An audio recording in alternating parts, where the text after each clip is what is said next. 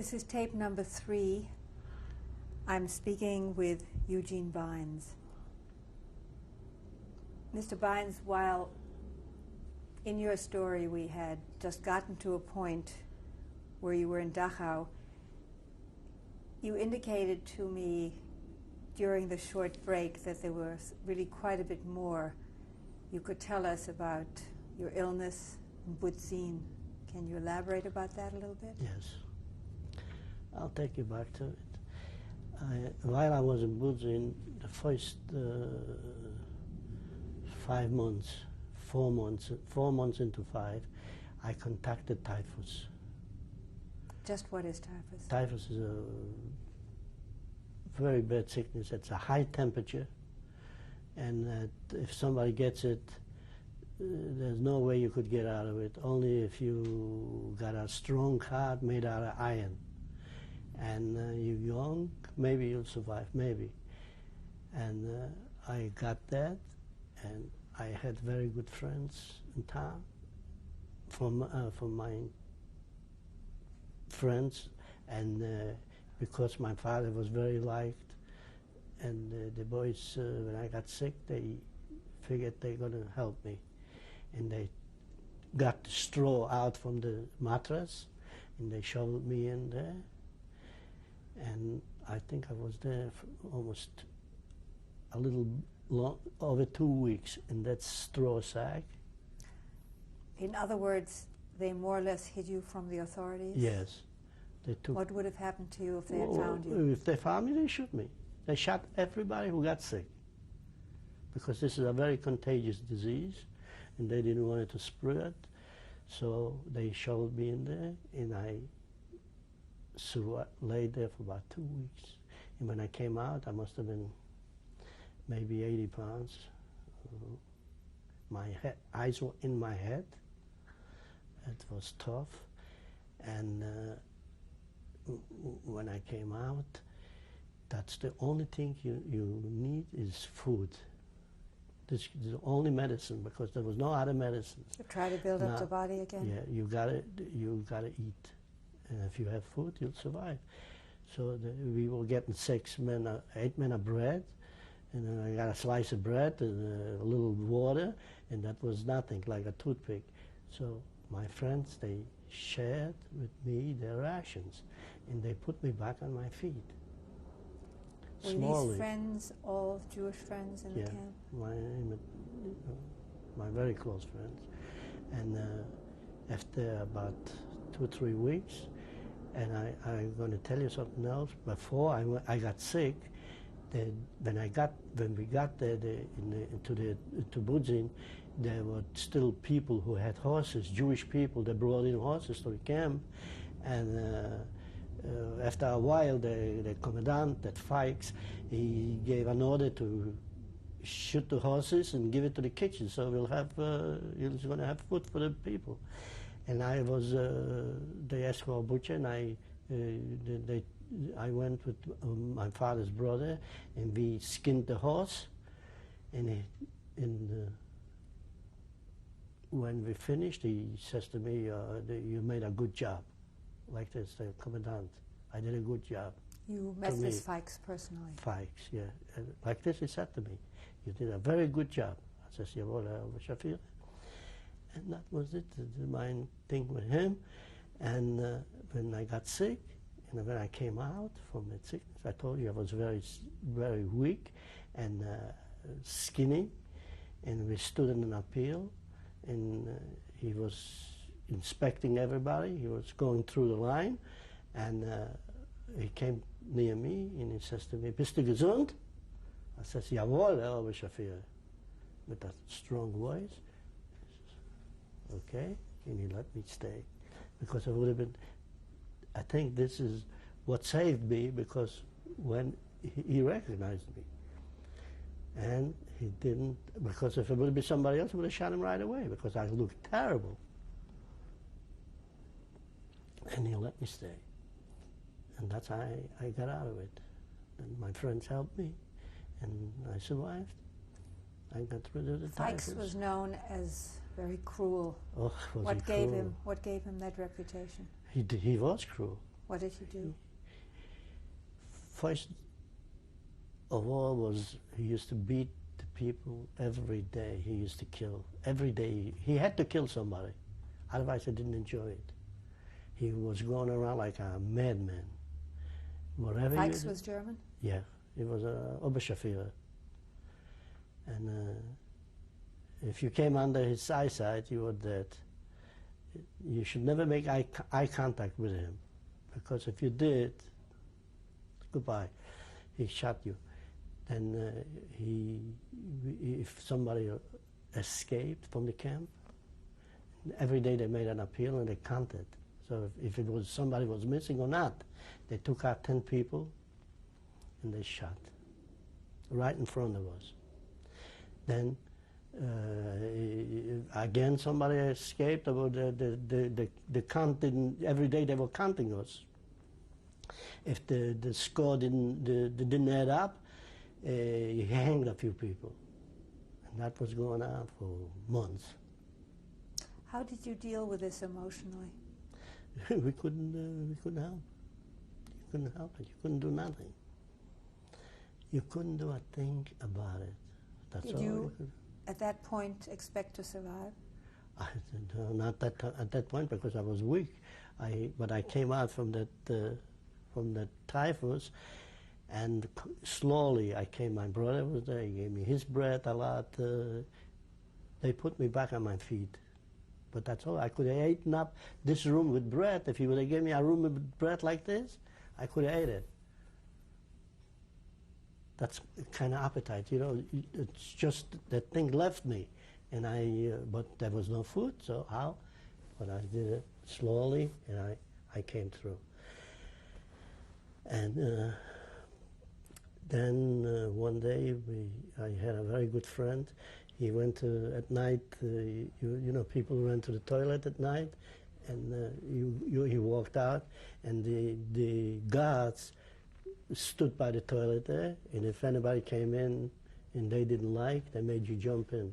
You know, there was a big hole with a thing there, and they made him jump into the toilet. And then in the morning, after this, I just was frustrated. I didn't know what to do. I just couldn't take it. Whatever that kid suffered there, you know, it's such a death. And these were the Ukrainians. And they got drunk and they had a little fun. So he made him jump into the junk. And we were walking. Then I got well, and we were working in the factory. And after a while, they went and started to dig a hole in front of the camp. And by the gate, as we walked in, on the side, they digged a hole as big as this parking lot here, maybe bigger. Did anybody question what the hole was for? Yes, I was. They started to dig a hole, so when they started, so I says to my friends, what is this? What is this hole? I says, this I think is for us. And while I was walking by that Henkel, we were unloading. I was with the transport, so we were unloading aeroplanes, tanks from the trains, and we were fixing them. You know, that was the whole thing. And I used to find a gun, a hand grenade. So I used to bring home 1, 2, 3, and I used to hide it. I says, this thing is going to be for us. That hole, I pictured it. It's going to be, there's no other reason. Why are they digging a hole here? If they want to build a house, they're not going to build it here.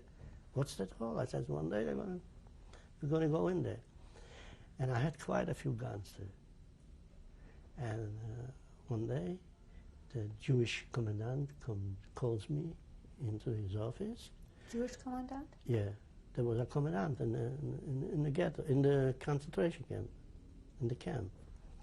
And he says to me, I hear that you got some guns in handgun. I says, what are you doing? What are you doing? If they catch you, they're going to destroy you, and all of us with you. What are you doing? You got to get rid of it. Some Jewish boy saw it, like he was afraid too, and he told. It's a good thing he told the Jewish commandant. He would have told the Germans, I wouldn't be talking to you now. And I says to the commandant, I says, listen, let's see if we could save ourselves. I have a few guns. This hole is for us, I says. We're going to be in it. Nobody else. We all going to be in it. He says, don't be a baby. This is nothing. Take the guns, give it to me, and I'll get rid of it. And I knew I had to do it. So I gave it to him. And we were lucky that about 3 weeks later, 4 weeks later, they closed the camp, and I figured this is it. And that same day, that Henkelweg, that real Henkel, what's his name, the German? Henkel? The German who owned it. Well, there's Henkelwerke, but I think this was Heinkel, Heinkel, wasn't it? yeah, Heinkel. something like that. They owned the old Macher from the place where we worked. He came to the factory there, and there was nobody there. He says, where's all the workers? And he says, we need it. We got the airplanes are shut down. We have to have everything fixed. What is it here? Why did they keep him? Why didn't you bring him here to work? We need him. And they opened the gate and they shipped us to work right away, momentarily. It was like 10 o'clock in the morning. In 5 minutes, we were all there, running. And he saved us, because they would have killed us all that day. All we would have gone into that hole, the whole camp. It was just like 1,000 people or so. We would have all gone in. It was big enough. So he saved us.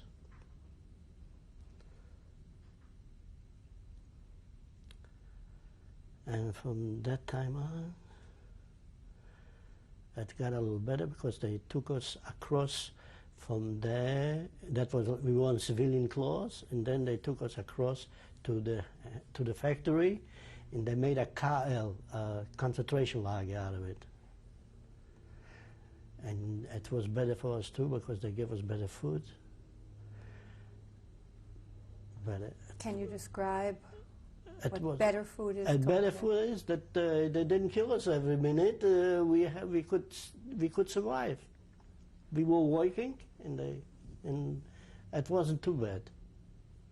It wasn't like over there in the civilian camp. This was much better. And we got showers. We had to take showers. And it was, we held our ground. And from there, that was close to 42. And we took us, from there we shipped us to Weihingen. That's how we got to Weihingen.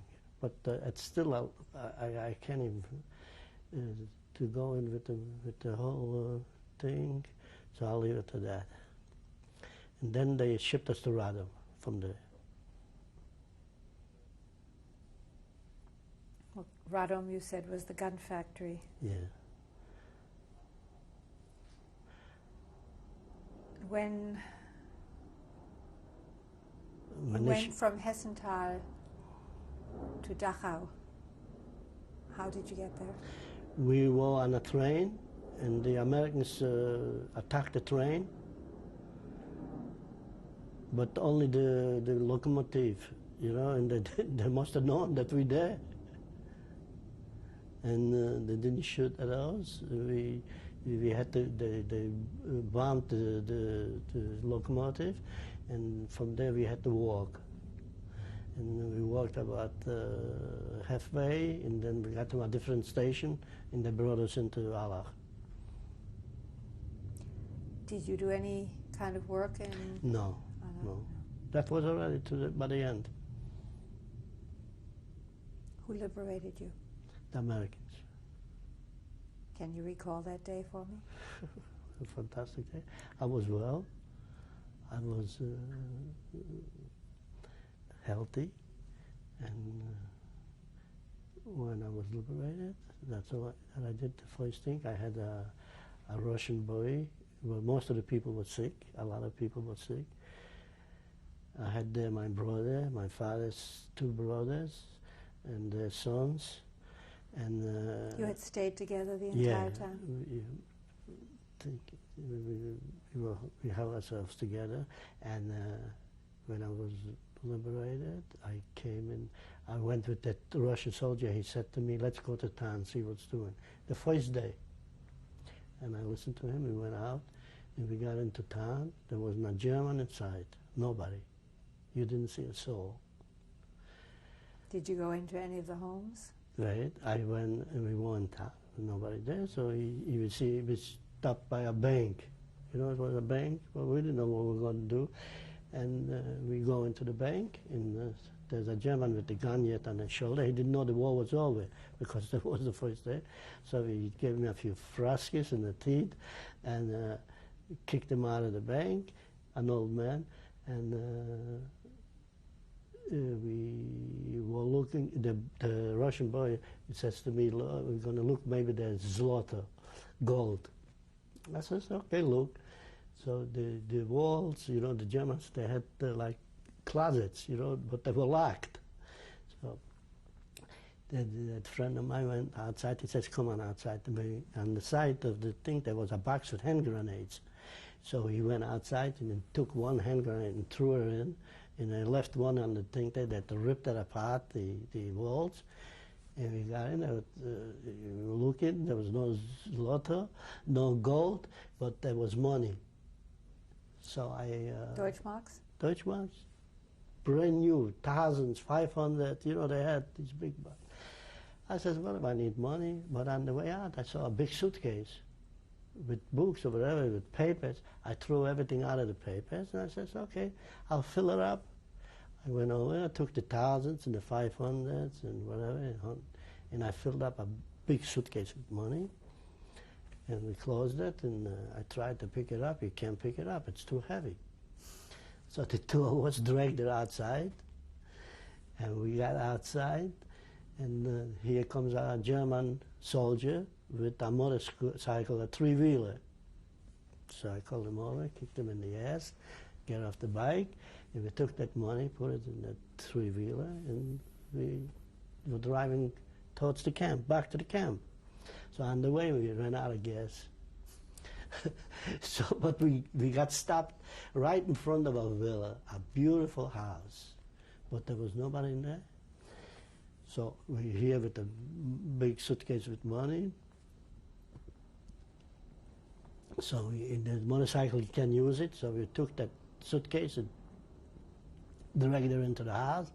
And we said to the child, you know, something, why don't we go and get some whiskey and get some kielbases, and we'll make a headquarters here. Okay, we went back to town. There was a store. We broke the window. We went inside, and it was like a butcher, you know, a store, a grocery store, or whatever. And we took some kielbases, and we took some, he had all kind of drinks. We took some drinks and bread, and we went back to the house. We came into the house, and we made a few drinks, the schnapps, you know, that wasn't there, and we had a few drinks, and we fell asleep, and in the morning we got up. What are we doing? So, you know. Were your suitcases still there? Yeah, the money was there. Nothing.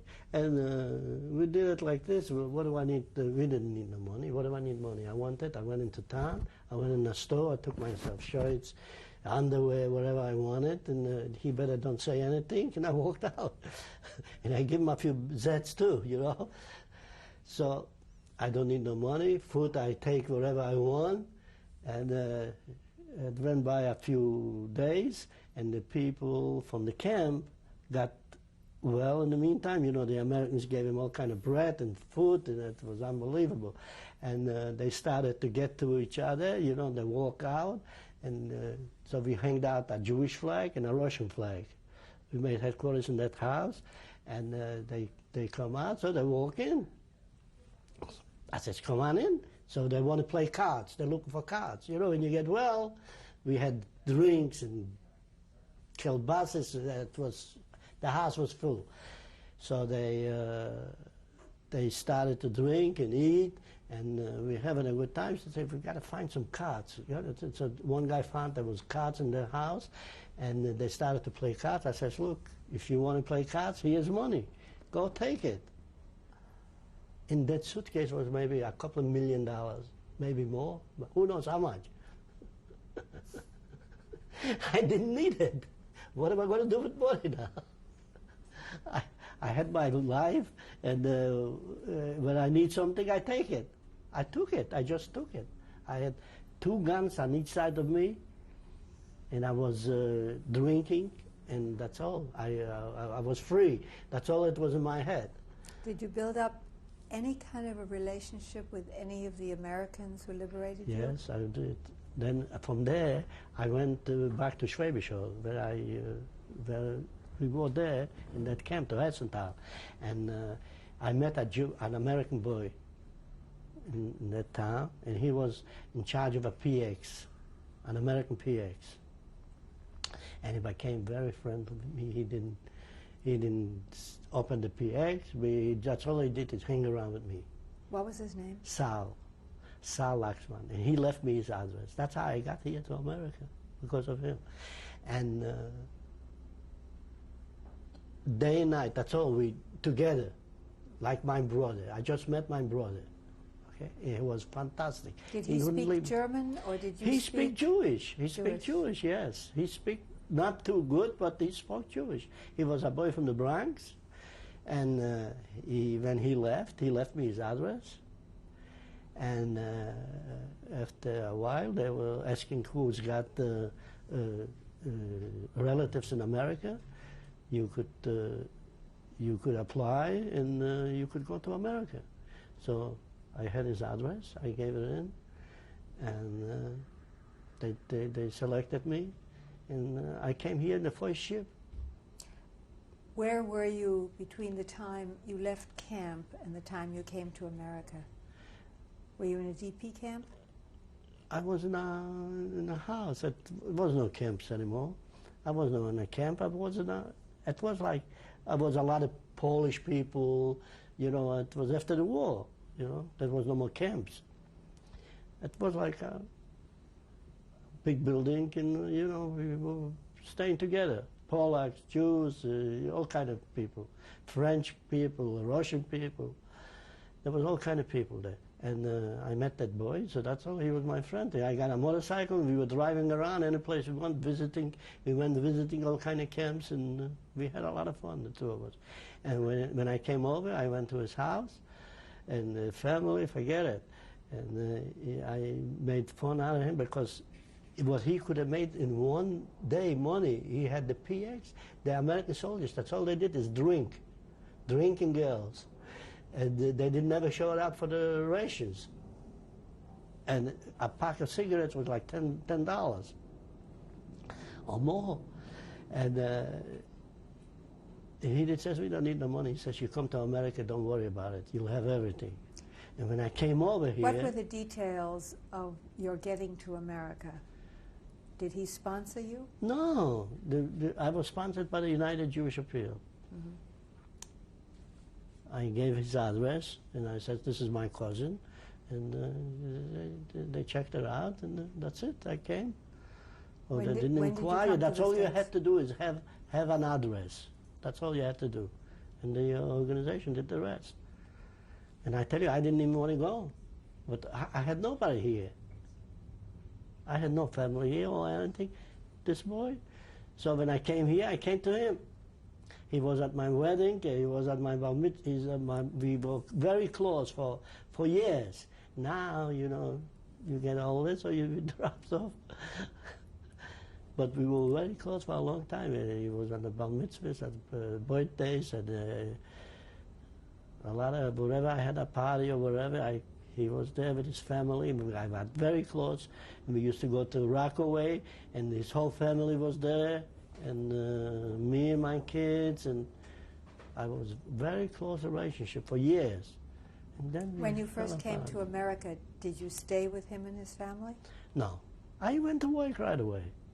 I went to work What kind of a job did you get? as a butcher. I got a job, and Actually, when did you come to the I came in States? 1946, May 1946, and I got myself a job right away, and I think that it's the union, the butchers union, kosher butchers union. And after a year or so, I was in business, and no, after that was in 47. In 48, I met my wife. Can you tell me about that? Yeah, sure. How did you meet her? I was working, and I lived across the street, the Hotel Marseille, on 103rd Street and Broadway.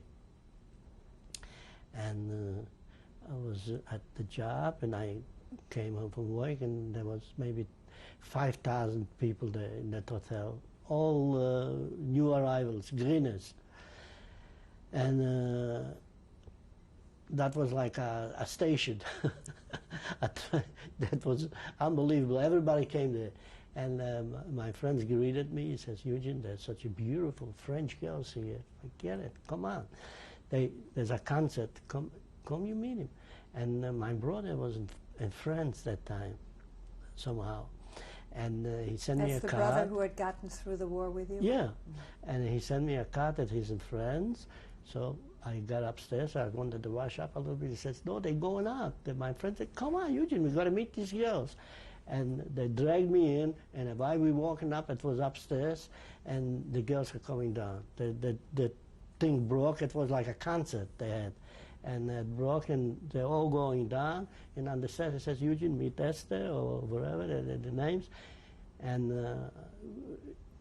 she says, I know she's French, and I took the card. I said, look, my brother's in Paris, and he just sent me this card, and we started talking, and we walked out, and on the corner there was a luncheonette, and they all packed into that luncheonette, and everybody's grabbing a seat, and me and her couldn't get a seat. So we were waiting, talking, and after a while, there was a seat, and we sat down, we had coffee or whatever, we ate, and it took, and I said, can I take you home after? And yeah, sure. And I took her home, and we made a date for the next day. And right now I have to interrupt for a tape. Good.